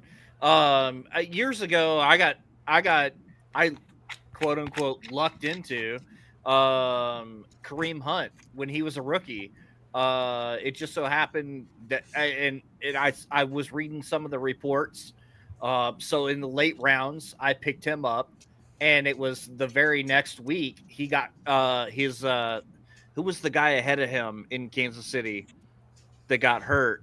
I can't remember his name off the top of my head. But he got hurt. I traded Janu for him this season. He came back this season? Why am I brain farting out his name? So that dude broke his leg? No, this is long ago. I was about to say, I was like, dude, that was like a season ago. It was Kareem Hunt's rookie season. The guy ahead of him for KC was supposed to be a stud, and I picked up Kareem Hunt because I read that he was possibly going to challenge him for reps during the season. And just in the late rounds, I'm like, hey, what the hell? Why not? And he got hurt in like the second to last week of the preseason. He got hurt. Kareem Hunt becomes the starter, becomes a stud. So like, if the point is, if you're paying attention, handcuffs are very important in the last. And if you're a seasoned fantasy football player, you know this. Handcuffs are important. That's why I picked up Jordan Mason. He was my last pick of the draft this year because I knew CMC has a history before the last couple of years of injury. So I'm like, this guy, I even said it during the draft. This guy could be the most valuable handcuff of the season. CMC didn't even start the first 10 weeks. Jordan Mason goes off. Exactly like I said. I'm not a wizard. I'm just saying handcuffs are important. You got to pay attention to handcuffs. My question was, in previous years, are they drafted as frequently, or are they picked up as viciously on the waiver as they were this season? Because I didn't know. I've been playing fantasy, I think 4 seasons now, and this is the first season I really noticed it. I think I think for the people that are really paying attention, and this is just my own bias because that's how I've always drafted. I'd rather draft handcuffs than draft guys that will never be fantasy worthy. I'll draft a handcuff over a wide receiver 3 or 4 any day of the week. So I've always drafted like that. So to me, this year was nothing different. Not everybody drafts like that, so I can't really say. But I mean, for me, if you it draft a didn't wide seem any different. receiver, if you draft a wide receiver 3 or 4, it's kind of like handcuffing. I mean, Kinda, yeah. You're betting on the fact that wide receiver 3 or 4, that the wide receiver 1 or 2 is going to get injured, and they're going to get bumped up. Because there's never going to be a wide receiver 3 or 4 that's going to go out there and get you 20 or 30 points a week. Only the wide I receiver. just feel like are. the handcuff term is used more emphatically with the running back position. But yeah, I mean, there were people, in Zeke's last couple of years that were drafted Pollard. That was like it's very standard practice for running back position to draft the handcuff. Brought up in the Yahoo thing. It was one of the biggest amounts that were what is it called when they on the waiver wire. It was one of the biggest ads on waiver wire with one of the most quickest removes that week when Jordan Mason got injured. Or I'm sorry, Christian McCaffrey had just got re-injured and Jordan Mason came in. So everybody on the waiver wire picked up Jordan Mason, and then Jordan Mason got injured and placed on IR also. And Yahoo saw this thing about it. There was I think it was 100,000 ads of Jordan Mason or something like that pickups on the waiver when Christian McCaffrey went down. And then because Jordan Mason got injured so quickly, and that Isaiah Guerrero, I forget what his name was, he came in. Yeah, Isaac Guerrero. Jordan Mason, when he got injured, his ads went from that much down to 200. And Joe went up to 100,000 plus ads. Everybody, it went Jordan Mason injured. Gruendo. San Fran was going through running backs like TikToks, just swipe. Normally for me, I feel like if it was any other team, a third running back, nobody would really care. Who's going to pick up Deuce Vaughn from the Cowboys if Rico Dowdle goes down and Zeke goes down? Nobody's rushing 100,000 people to pick up. But I mean, most backup running backs had more rushing yards than the entire Cowboys running back. That's what I'm saying. But the San Francisco team is a very run-heavy team. They like to use their running backs. And they proved that when CMC first went down and they used Jordan Mason to hell. They like to use the running backs no matter who it is. Yeah. So I think that was a big reason why everybody was like, oh, shit. So I mean, San Francisco's injured. Get that next running back quick. Get him. Get him. So real quick, back to this is kind of backtracking a little bit to where we were talking about before. But as far as non-quarterback players in our fantasy league, Jamar Chase was number 1. Have him. Saquon Barkley, number 2. Well, actually, he was ranked number 3, but Lamar Jackson was in between. Then Joe Burrow. Jamar Gibbs was number 5. Then we had Baker Mayfield, another quarterback again. Derrick Henry. Josh Allen, another quarterback again. And then Bijan Robinson. So it's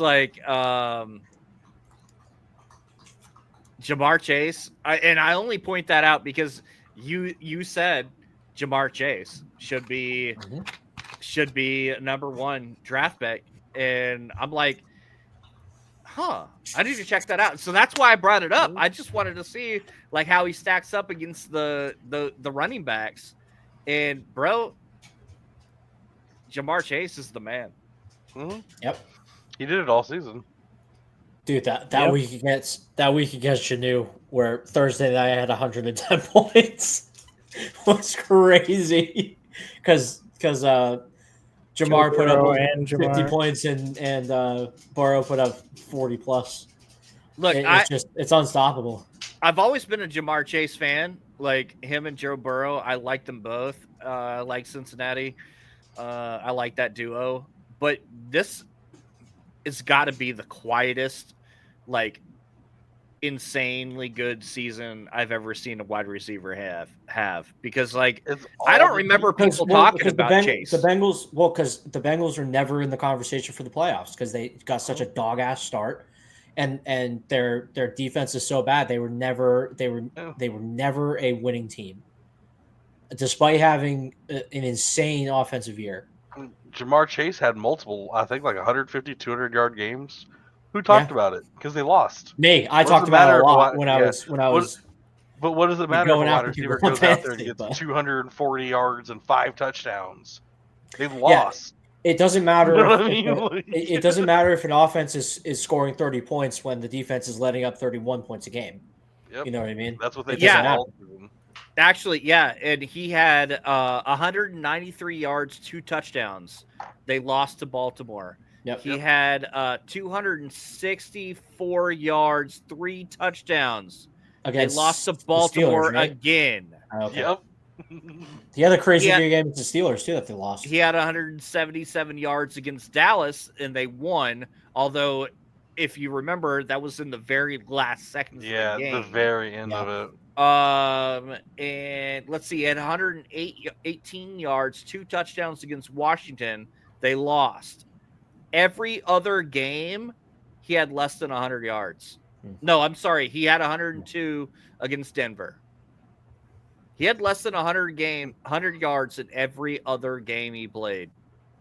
But last year. it doesn't matter if those games are that he kills it, because they lose. Who Right. remembers them? Well, also because he had a lot of other 55 and a touch, 54 and a touch, 75 and 2 touches, 86 and a touch, 97 and a touch. So he was, fantasy wise, even when he didn't get yards, he was still scoring touchdowns. Mhm. And so overall, he ended up being the #1 scoring fantasy player And in don't our forget the league. catches. How many catches did he have per week? That boy was getting 8, 10, 11 catches sometimes in a week. He was getting targets and catches. And those Yeah. are all points. 10 catches, that's 10 points right there. Oh Sure. yeah. He had minimum 6 catches a game, sometimes as many as 18. Yep. So yeah, So no, then, I'm sorry. He imagine- had one game where he only had 5 catches. So imagine he Did he goes come out there out? and does Is that the 10 game he catches came out for of? because he came out one game. He came out one game. I don't know. It was week 2 against Kansas City. I don't Maybe remember not then. who it was, but Yeah, yeah, Oh, it's that's like, targets. I'm sorry. He only had 4 catches. He had one game against Carolina where he only had 3 catches, but he already had 85 yards and a touchdown. So, yeah. I mean, Yeah, he got like 55 of those yards on one pass. So, you know, yeah. He gets his points, man. It's crazy. yeah. Bro's a beast. Oh, yeah, he is. I got his Funko Pop the other day, by the way, just because I was like, you know what?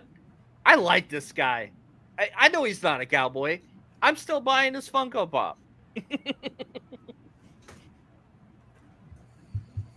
Dude's nails. He Well, is. what else for we have sure. to talk about? Well, I mean, let's look, the Super Bowl is a game, right? But it's also an experience. Real quick, That was just a great statement. Listen, the Super Bowl is a game, right? Yeah, very true. It is, What is- it is in fact, it is in Statement fact of the one year of there, one of the guys. games of all time. but it is an experience. What do you guys think about the halftime show? I was Love gonna say, it. yeah, Airborne asked about it earlier. Loved I personally liked the halftime show. I heard a lot of people complaining about it. It was but boring. Don't get me wrong, yeah. but I hate Drake, so I love the Yeah, and I don't really care for Drake, and I like Kendrick Lamar, and I like some of the songs he was singing, so I liked it. I thought it was good. It was fine. I love that he dropped the Kendrick Lamar diss, and he didn't say some of the stuff. He didn't necessarily exactly call him out, but then right when they did the song switch, is whenever he said and it's probably A minor. I can't believe they even did that song, dude. I know. I thought they were gonna just do like his regular that's most popular literally song. a Drake diss song. He Yo, sang they a Drake teased that. diss song in the They Super Bowl. teased it too a few So- times. on the topic of Super Bowl halftime shows, olds. This is where you guys come into play. What's your favorite halftime show of all time, and what's your least favorite halftime show of all time? Oh, it's obviously the boob. That was my favorite Super Bowl halftime of all time. That's You never like the stupid. boob. 100%. I knew that was Janet going to come up Jackson. too. Janet Yeah, Jackson. 100%. Because it was staged. That was planned. So I mean, come on. So of course I was like a kid and I got to see a boob on television and it was some famous person. That was an awesome halftime. No halftime show since then has ever shown me boob. So they have never been as good. point. Sorry to tell you. Show some boob, it'll be better. All right, what's your least favorite?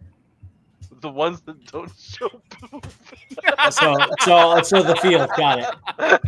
So it's Janet Jackson nip slip versus the field. I got it. Everything okay. Yeah, else. that's it. It's done.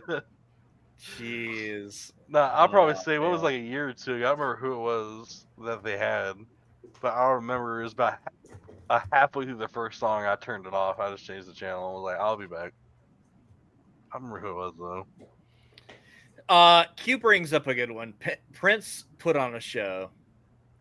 Prince put on a great freaking show. I'm not even the biggest Prince fan, but that was a fantastic freaking halftime show. So that's got to be up there. Obviously, yeah, I'm an old head. The Michael Jackson Super Bowl back in the day was just absolutely killer. I thought The Weeknd was really good a couple years ago. What was that? 3-4 years ago? That was the one that was the Tampa one. That's the one I was going to go with. A lot of people didn't like it, but for me, I think that was my favorite one. I'm a Weeknd fan, so I liked it a lot, bro.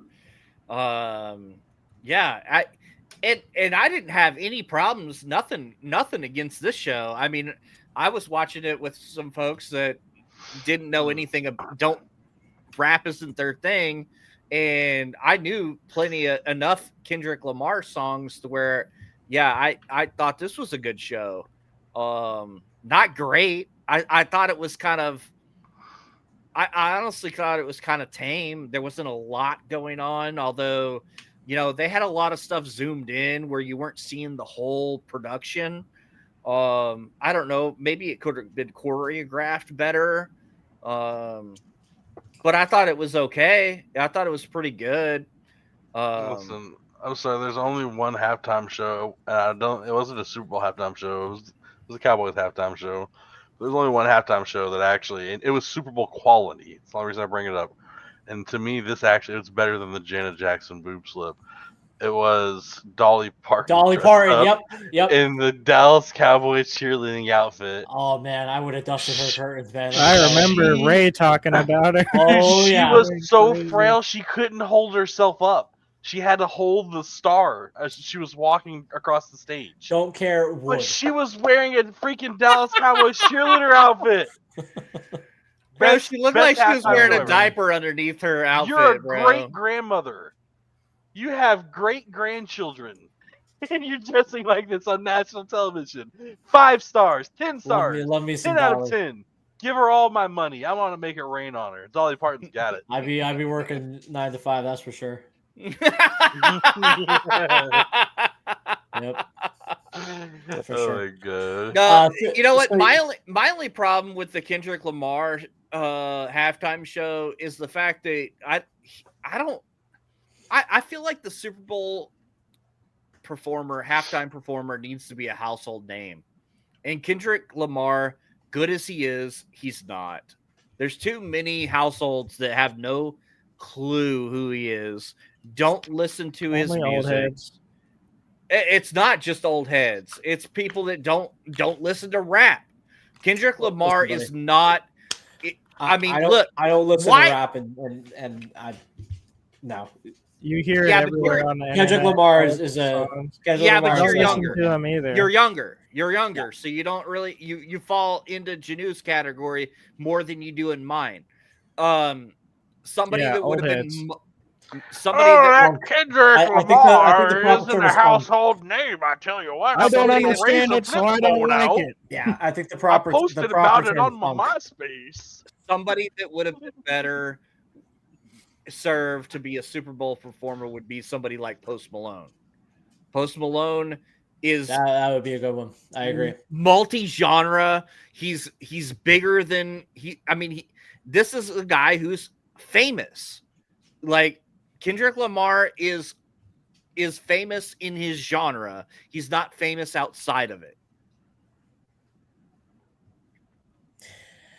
Yeah, I mean, I think he's a big enough name, but I agree that Post Malone would have been He's awesome. huge. Yeah, I'd Post rather Malone could have have brought out some country a folk lot as of other well. It would people have than been Kendrick. So yeah.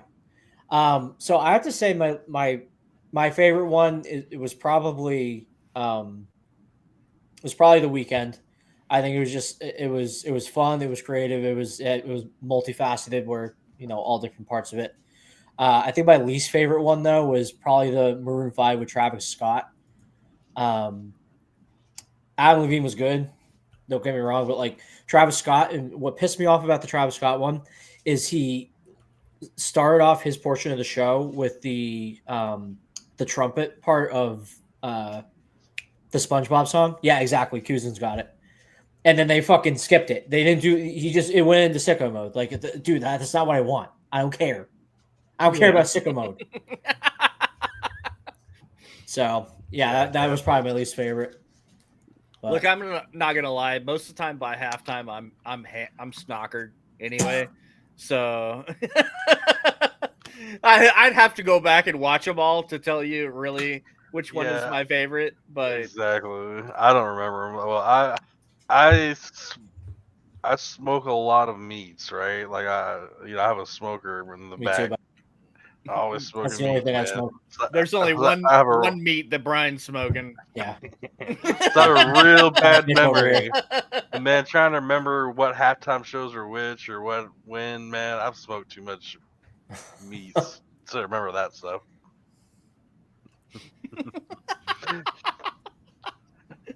How'd you know his name? So, listen. So Thursday night, the boys and we're gonna have a Super Bowl commercial recap. I hope you guys all swing Bad by. shit. They were kind of. They were bad. I need to rewatch. And Unilaterally. I'm gonna say I was about into the second or third quarter before I even remembered that I was watching Super Bowl commercials. I was so pissed off with the Dunk Kings ad because they had been hyping it up all week, and it was just fucking Belichick and his child girlfriend. Like, dude, he got to be on television. I thought he was your hero. No, I'm Team Brady. I've been Team Brady this whole time. No, I mean I thought Belichick was your hero though. Anyway. Not really. I mean, he's the greatest coach of all time. One-third of it. One-third is age. So you're it's just a crazy stat. You can literally take her age, double it, and then add that to her age, and that's how old Bill Belichick is. Let's put things into perspective. In order to do what Bill Belichick is doing, I would have to date somebody who's going to be born in 18 years.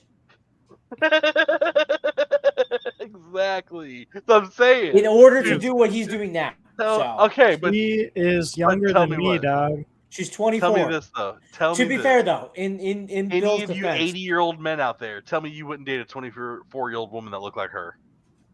That's the other thing is in Bill's defense, I guess she's always dated old. Like yeah, her last everybody's got a thing. I brought this up in one of our podcasts, and I was like, dude, apparently, she actually has a thing for old men. It's fucking gross, but yeah, everybody's got a thing. That's her thing. You know what? Different strokes for different folks, I guess. I'm all good. Yeah, and the money helps, I'm sure. But you know what they call that, right? It's not a thing for old men. It's a gold digger. It's a thing for old money. Yeah. Yeah. I'm sure the money doesn't hurt. But she could find, with how she looks though, dude, she could find rich young guys easily. Oh, yeah, sure. Easily. But to answer your question, and she'd have to compete with 20,000 other girls that look just as good as her. She's a cheerleader, dude, an NFL cheerleader. She wouldn't have to compete with anybody. Yeah, I mean, could you imagine the double dates? Just brings an 80-year-old man with if I was 80 years old. Hey, Dad, this is Bill Belichick. He's 10 years older than you. Yeah. Like asking if you were 80, would you date a 24-year-old? As somebody who's not 80, at this point in time, I would just date someone who's a female. But with our age, would you date that's female, alive, optional. Like at this point, so hey, you know what? I don't hate the player. I hate the game. Dally, you would hit. So I guess you're just like his girl, You would So, climb up the tree. See, I think it's funny that I'm out here critiquing Bill for dating a 24-year-old. Meanwhile, I want to dust Yeah. all these curtains. So Okay, so I can't. also just Game is game. if we're already getting creepy about this, It's right? a If we're little already weird. pointing out creepy Yeah. little weird things, Bill Belichick was 8 years old when her dad was born. Yeah. I just Her dad is 62. Her dad is 8 years That's younger than tough. Bill Belichick.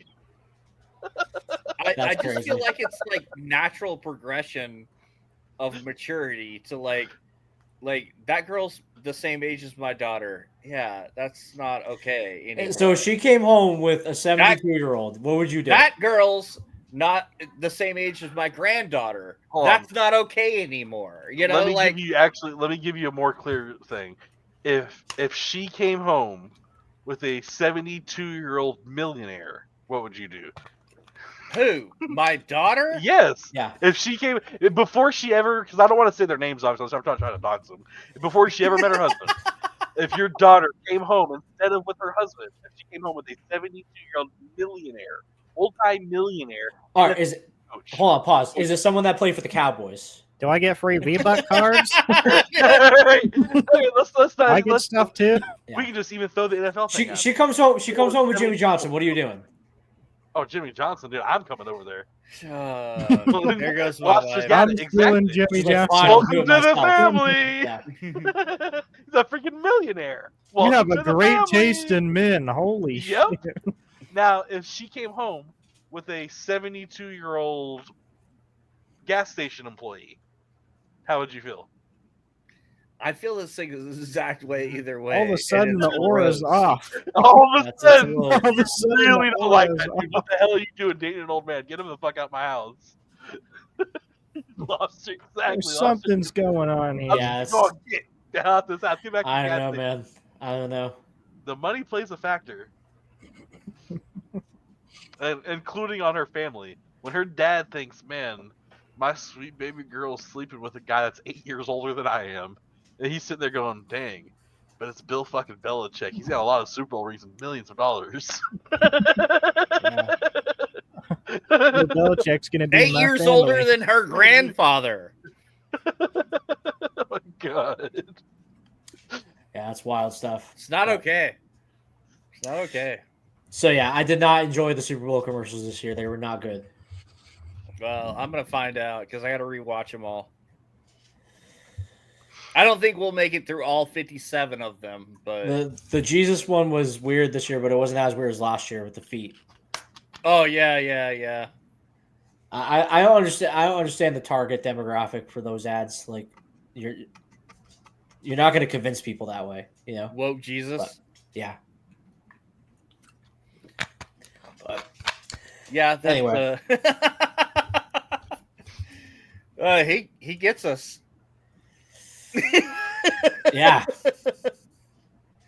I don't know, but I don't know what to think about that one from a theology standpoint. So I don't want. This isn't the place to I get mean, into yeah, that, this is not the place, but I mean, like that's a lot of money that they could spend on charity, not on a Super Bowl ad. You know? Yeah, it seems like money not well spent to me as well. Yeah, what can you do?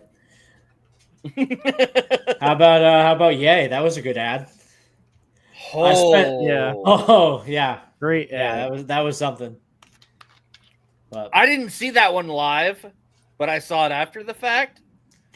And it looked like a Batman movie, and the Joker is like hacking the broadcast to the city. and it basically, yeah, I mean, he basically hacked it too because he cleared his entire website immediately after. And the put ad the ran. interesting shirt yeah, on you there with put- nothing else on the You put a website. little squiggly on the shirt, and then put it up on the, Yeah, and that's the Everyone only to thing see. on the website. and then went on a friggin' insane rant on Twitter, and Twitter's no more. Yeah, he deleted dude. his own Twitter apparently, and after he dropped like hours and hours of porn. Yeah, he got turbo banned. No, he didn't get banned. He deleted. He self-destructed. On X. Yeah, but I think his account is like permanently disabled now. Oh yeah, it might be after the fact, but he wrote a goodbye Yeah. tweet to Elon and said thanks for having Right. him, blah blah blah, and then boop, deleted his account. Yep. Kanye, bro, that guy's he's got to be mentally ill He got his brain scrambled at at one some of the point. DC hospitals.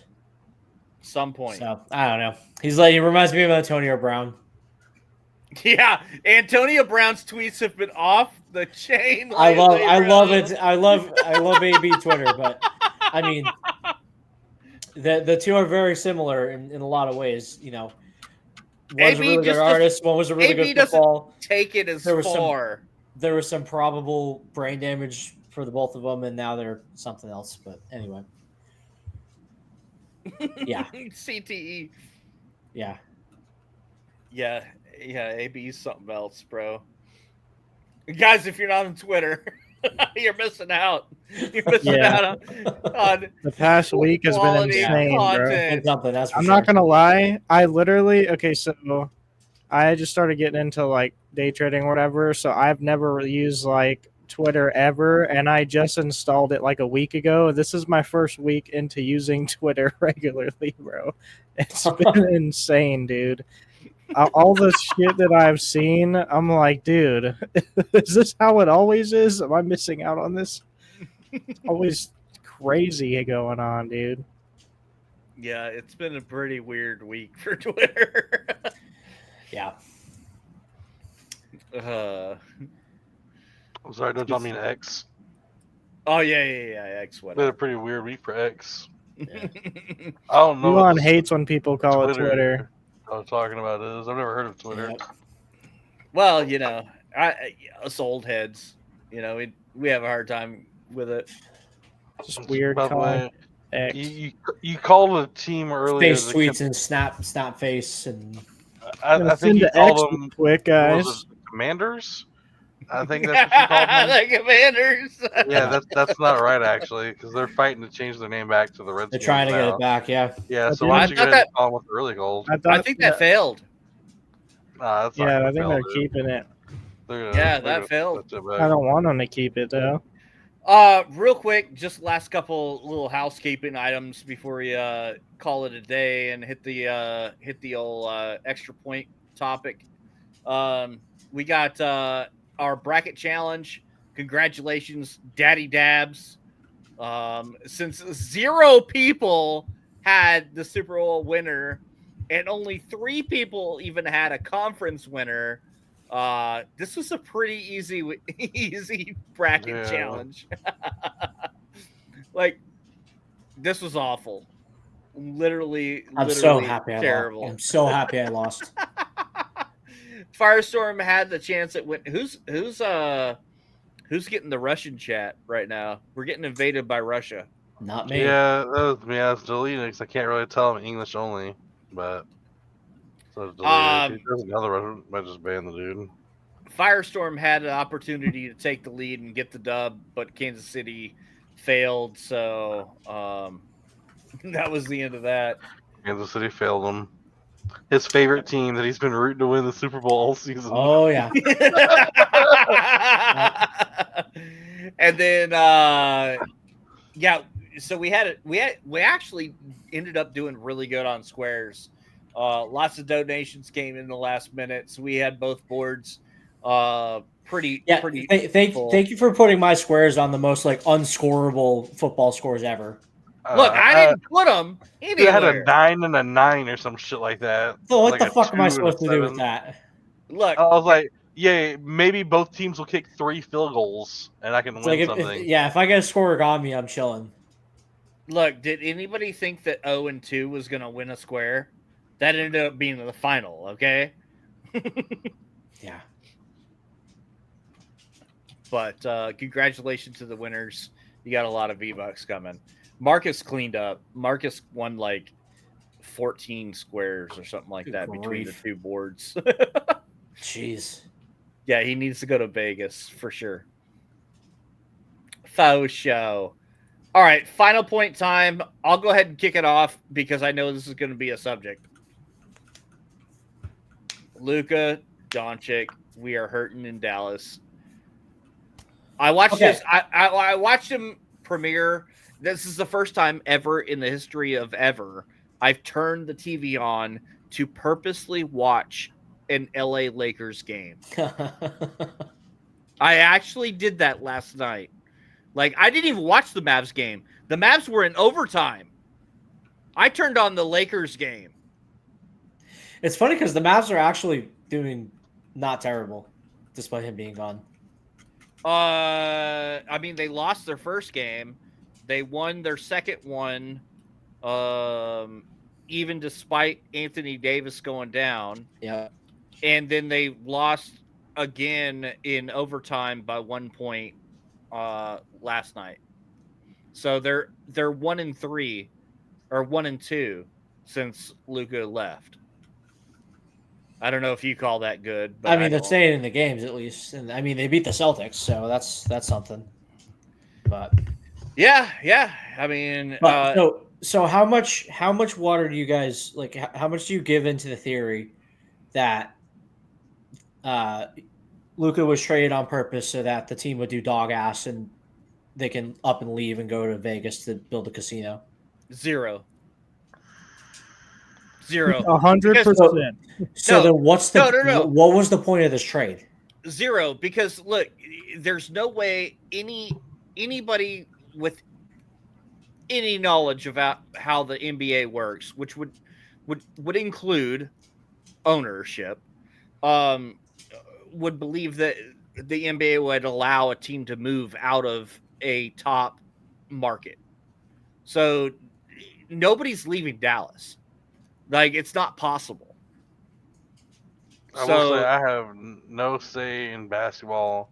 I don't watch it. I don't pay attention to it much. I don't remember the last time I actually watched a full game unless I was betting on it. But, like, I will say that this was a horrible trade when apparently EA Sports won't even allow you to do the trade in game. So people thought it was a hack. Like, people thought it was a joke. Yeah. Or people were talking about how, like, they're looking at the ESPN headlines and they're thinking it's like, oh, this is a hypothetical trade. Well, it doesn't make any sense basketball wise. None. It makes 0 sense. Why? So let's just say the rumors are true that Luka was problematic in Dallas. I don't buy it. I think he's got a shit attitude on the court, but he's still a generational player. He's routinely a top 3, top 5 player in basketball. Why did they not shop him around? If they're looking to move him, why don't they say they got some crazy? We're looking to trade Luka. Actually, they got a 2029 first round pick and then Anthony Davis, the corpse of Anthony Davis. Like, I don't understand. I don't get it. The reports actually came out today that they shopped him with the Timberwolves and also the Milwaukee Bucks or Milwaukee, yeah. But both of those teams said no. I think it's Nico Collins' ego, unfamiliarity with the team, with the legacy here in Dallas, with the just the culture here in Dallas. Him just thinking that he was smarter than everybody else in the room. Him and ownership were unhappy with the performance in the finals last year. Luka Doncic, as much as I love him, he's a generational talent. He should have been a superstar, and he should, in 10 years from now, have a statue right next to the Dirk Nowitzki statue in Dallas. That being said, they were unhappy with him getting exposed in last year's finals against Boston. He doesn't play defense. He's a one-way player. That's the biggest criticism. He's top 3, top 5 on offense. Routine. He rolls out of bed and he's a top 3 offensive player. Right. He doesn't play any defense. Dude, he played 30 minutes in last night's game and scored 24 points. Yeah. He only played half the game. Yeah. Can I say one thing, by the way? Sorry, just to interject here. You kept saying Nico Collins. I'm pretty sure the Houston Texans wide receiver doesn't do anything. Nico Harrison. But Nico Harrison does. Yeah, that's Sorry. Yeah, Nico Harrison does. I'm You said it a couple. The first time I thought, and I know you were just slipping. But then the second time I've I made that laughed, mistake like, before. I made the I was like, the name Nico mistake Collins. before. I'll let it slide. The I mean, reason why Nico isn't good is because he's spending all of his time playing wide receiver for the Houston Yeah. Texans. This is an NFL show. So no. But Nico, dude, it's a mistake. It's a mistake. It's a huge mistake. This might possibly end up being one of if not the worst trades in professional sports history. Just the return alone is it's a 30-plus-year-old player and a 2029 first-round draft pick. What the fuck? Again, he is generational talent. They should have gotten at least multiple picks for him. If you believe in curses, this is Babe Ruth going to the Yankees. Maybe. I mean, again, look, Anthony Davis. Leaving the Cowboys. To be fair, Anthony Davis, when he's healthy, is a good player. He's a good player, and you know what? He might actually do well with Kyrie. Kyrie is not an easy player to play with. Kyrie's been on his best behavior in Dallas, which is hard to do. I think they may complement each other well. I think that they may be more complementary with each other than LeBron is going to be with Luka. Look, I'm not saying that this is no knock on AD at all. In fact, if AD hadn't re-injured himself in game number 1 as a Mav, I would think I would be leaning towards what a lot of people like Stephen A. Smith and some other people that I don't always agree with, but in saying that the Mavs all of a sudden became the second best team in the Western Conference. Yeah, if I had to compare the two, honestly, I think the Mavs might end up getting a better. They might be a little better than they were with Luka, but that doesn't change the fact. Now they're never going to have the chance to prove that because AD is out for a minimum of 3 to 4 weeks. And rumors are right now that he's out for the season. Yeah, I mean, at this rate, he might be out for the season. And they had another injury last night. Like, they're done. They're cooked. Yeah. Bro, they might not make the playoffs. They might be a lottery. They might be in the lottery talk. Could you imagine that? They go from the NBA Finals. They trade their number 1 big, their superstar, a top 3 generational talent. They trade them away, and they don't even make the fucking playoffs the next year. Yeah, I mean, I don't know. It's tough. It's tough to say. It's still very early on, but I think a year or two from now, especially given how the league is now, we're gonna be looking back at this in a very different way. But at the same time, it's going to be, wow, this was a terrible trade. The worst part about it right now is not even the trade. The worst part about it right now is the Mavs are shutting down any negativity whatsoever. They've got reporters out there that are towing the line. Yeah, they are kicking fans out of the stadium that have Fire Nico signs up. That there got a guy kicked out of the stadium the other day that just mouthed into the Jumbotron. Jumbotron was on his face and he said, "Fire Nico," and he got kicked out. Yeah, it's not a good look. In totalitarian mode right now, bro. It's terrible. It's bad. And unfortunately, which is why I asked you guys, because you guys are there. It's given a lot of discussion about the theory that they did this on purpose, so that and you said it's the league would never let that happen. I think it's more the city than the league. I don't think the league would have as big of an issue with it because they're trying to get to Vegas anyway. Yeah, but they wouldn't do it with a team that's a top 3 market in the country anyway. But kind of like Brian was saying earlier in the show, if they fall off, if they're really bad to the point where they're not pulling the same numbers, they may be able to justify it because I guess the owner that bought I'm blanking on her name, but the owner that bought it from Cuba wants to build she's a casino mogul. She wants to build a casino. Their HQ is already in Vegas. Right. So that's why there's kind of thoughts that maybe they're trying to tank things here in Dallas so that things go to shit and then they can up and go to Vegas. The Mavs it would actually save the league money in the long run because they don't need another expansion. The Mavs have been terrible. The Dallas is still a top market for the NBA. So there's no incentive for the NBA to move the Dallas team to Vegas. Now, it's not about the NBA though. Well, yeah, of course it is. They'll still get those ratings in Vegas. Yeah, because again, they're trying to get a team to Vegas, whether it's a team that moves or an expansion. Yeah, but they would much rather move a team that's not performing well in their city to right. So obviously, it's not an immediate thing, but trading away your top talent and then, in theory, tanking the rest of the way, becoming a bottom of the barrel team, that's going to affect ratings. It may be enough to kind of scare the city into letting them build a casino. I think the goal is to stay. They want to stay in. They do want to stay in Dallas, but they want to be able to build the new arena with the casino around it. What are you guys laughing about? That we've added 15 minutes to the show just talking about basketball, and we're just sitting here like, like, can we go to bed? Nah, man, I could talk. I could do another hour just on basketball, but.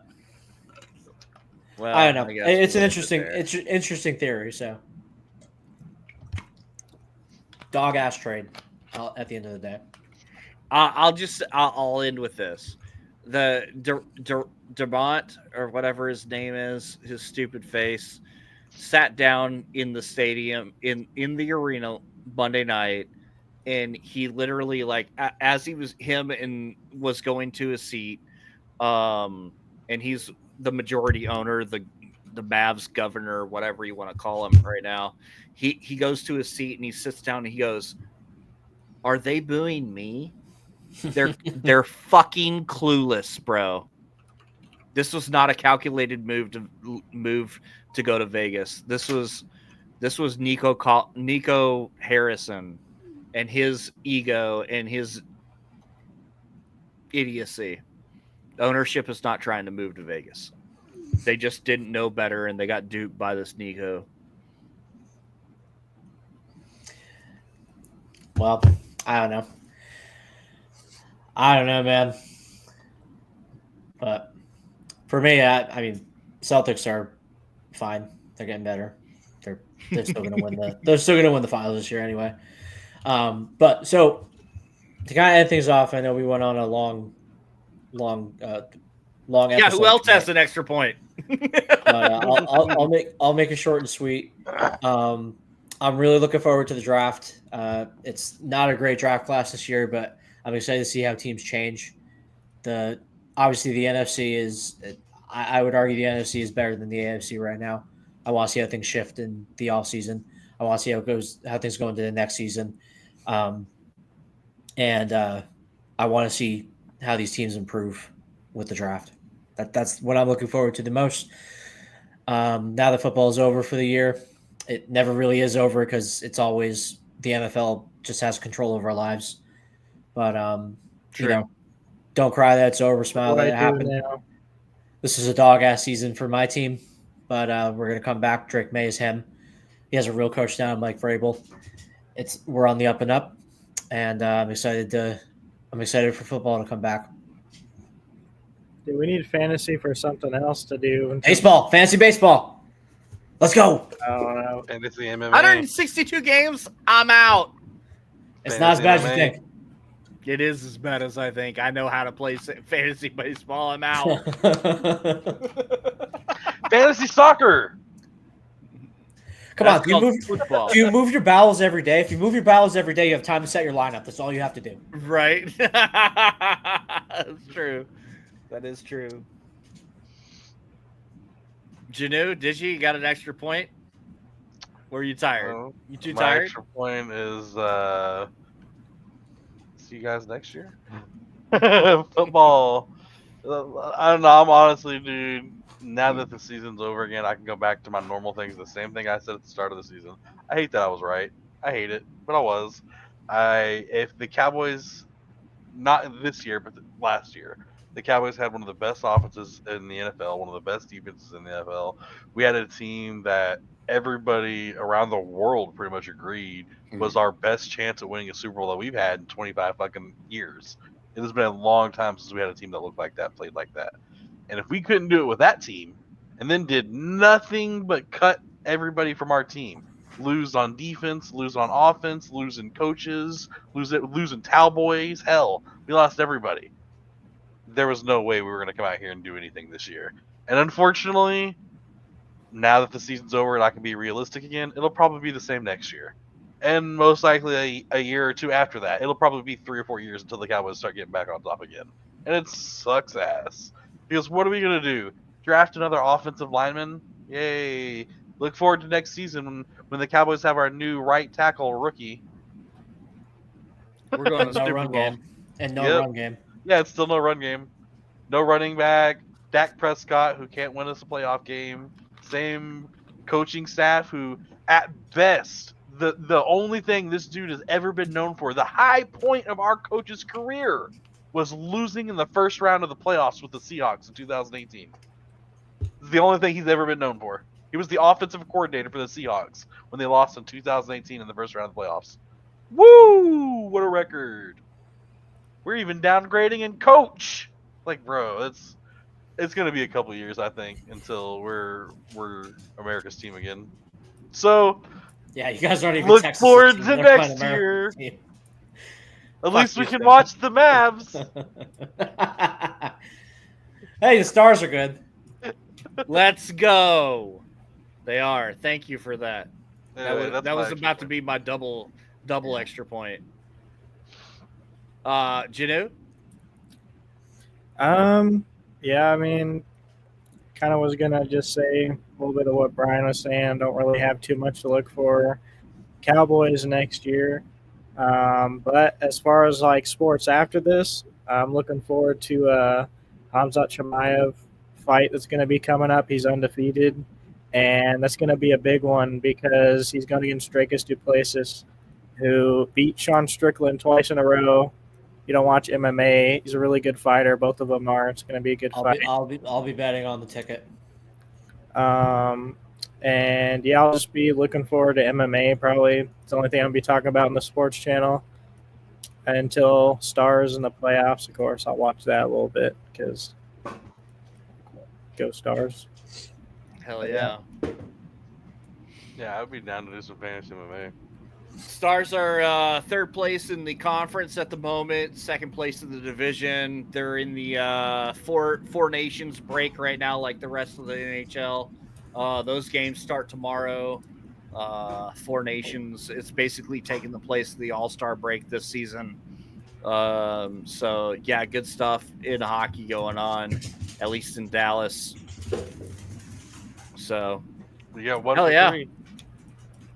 Sorry. I mean, hell, it's too early to know what the Rangers are going to do. Obviously, they one for 4. won the World Series 2 years ago, but did shit last year. So it's like I don't know what to think. I don't know how to be prepared for the Texas Rangers this year. Pitchers and catchers tomorrow for spring training. Baseball's back, baby. Yeah, so it's coming fast. But I won't get into baseball until hockey's over. Hockey is definitely my number one.